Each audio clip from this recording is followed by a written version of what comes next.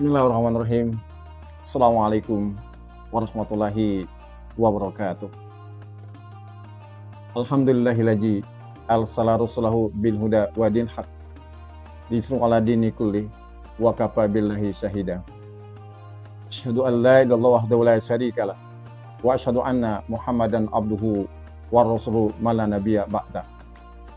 Allahumma shalli wa sallim ala Muhammadin wa ala alihi wa ashabi ajma'in. Amma ba'd. Faqad qala Allah Ta'ala fil Qur'anil Karim. A'udzu billahi minasyaitonir rajim. Bismillahirrahmanirrahim. Ya ayyuhalladzina amanu kutiba alaikumus syiyam kama kutiba alal ladzina min qablikum la'allakum tattaqun. Suratullahul Azim. Sahabat diniku yang berbahagia, seraya kita memanjatkan pujian syukur kepada Allah atas limpahan rahmatnya dan karunia-Nya yang begitu besar, sehingga kita tidak mampu untuk menyebutkan satu persatu.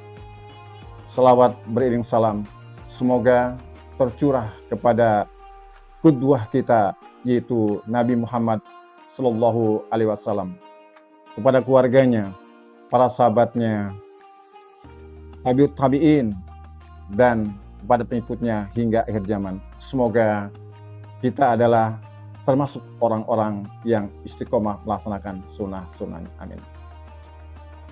Sahabat Uniku yang berbahagia, dan kita telah memasuki Ramadan. Tentunya para ulama terdahulu, mereka sudah mempersiapkan diri, bahkan jauh-jauh sebelumnya sudah mempersiapkan. Kenapa? Karena begitu pentingnya Ramadan.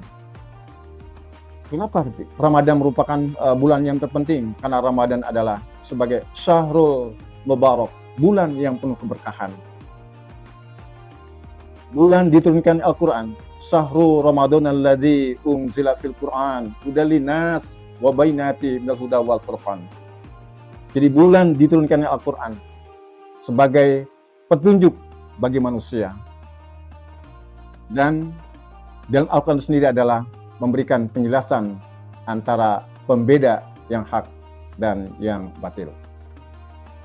Sahabat Uniku yang berbahagia, tentunya sebagai seorang beriman, apapun yang Allah perintahkan kepada hamba-Nya pasti akan berdampak kebaikan untuk kita. Dan apapun larangan-larangan Allah yang disampaikan, yang diperingatkan kepada kita, sudah barang tentu itu akan berdampak berbahaya terhadap kita. Sebagai ilustrasi, seandainya kita mendapatkan surat dari atasan kita, dan surat tersebut adalah berisikan tentang panggilan, begitu pentingnya surat tersebut.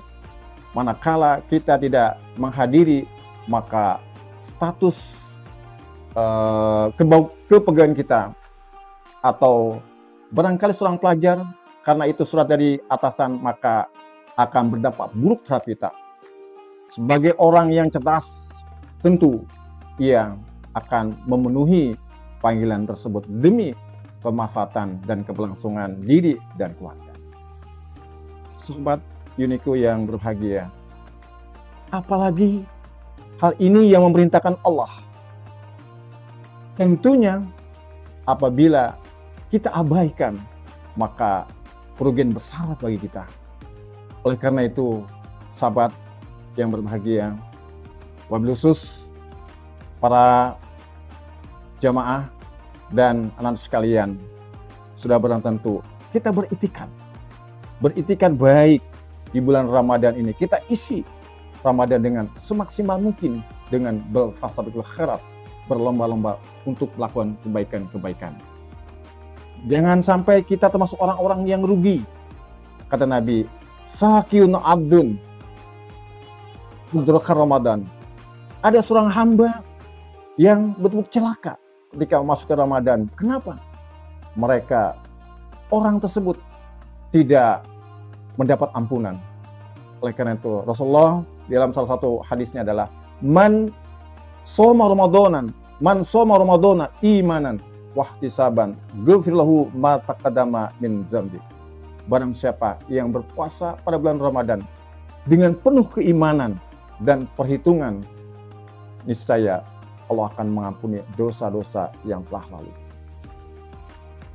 Sahabat Uniku yang berbahagia, semoga di tahun Ramadan ini kita sama-sama betul-betul meningkatkan amal-amal ibadah kita yang bisa mengantarkan kepada hidup kita kembali kepada fitrah.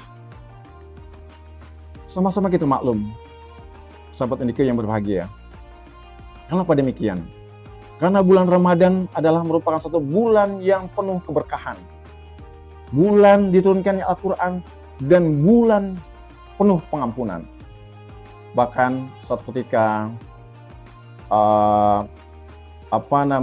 Siti Aisyah sendiri sebagai istri Rasul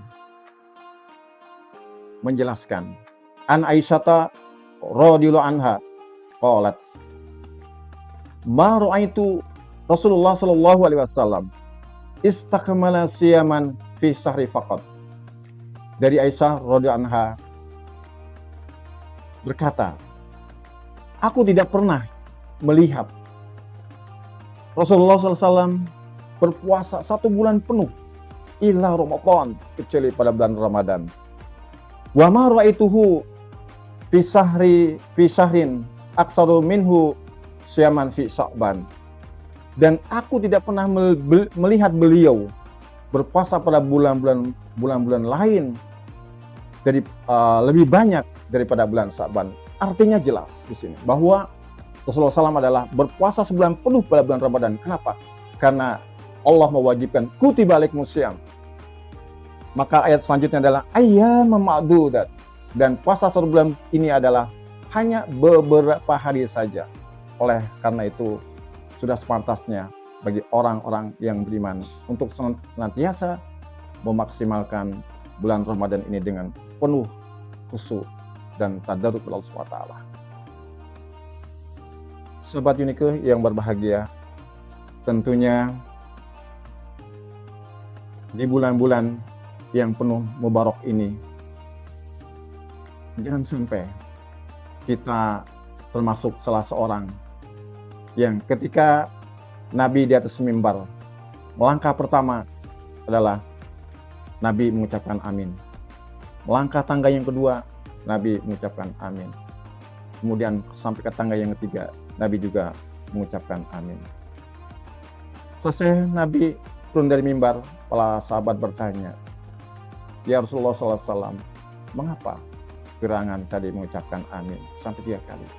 Maka Rasulullah SAW menjelaskan. Yang pertama, malaikat berdoa, ya Allah, jangan ampuni seorang hamba ketika kedua orang tuanya masih berada di tengah-tengah, tetapi tidak membuat orang tersebut mengantarkan untuk masuk surga. Apa artinya? Bahwa orang tersebut adalah durhaka kepada orang tua. Maka yang kedua adalah jangan ampuni ya Allah orang ketika masuk ke Ramadan tetapi dosanya tidak diampuni oleh Allah SWT. Maka Nabi pun amin. Doa ini disampaikan oleh malaikat dan mengaminkan Rasul. Sudah pasti ini adalah dijabah Allah SWT.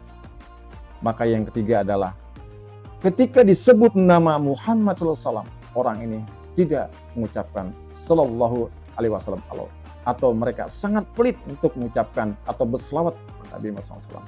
Dan inilah 3 golongan orang-orang yang celaka. Mudah-mudahan sahabat Unique yang berbahagia, kita termasuk orang-orang yang fokus dan konsen di bulan Ramadan ini, sehingga pada akhirnya nanti kita termasuk orang-orang yang kembali fitrah. Seperti bayi yang baru lahir dari ibu kita. Dengan kesimpulan, marilah sama-sama kita maksimalkan Ramadan ini. Jangan sampai Ramadan tahun ini lebih buruk daripada yang kemarin. Demikian yang dapat Bapak sampaikan. Semoga bermanfaat bagi kita semua.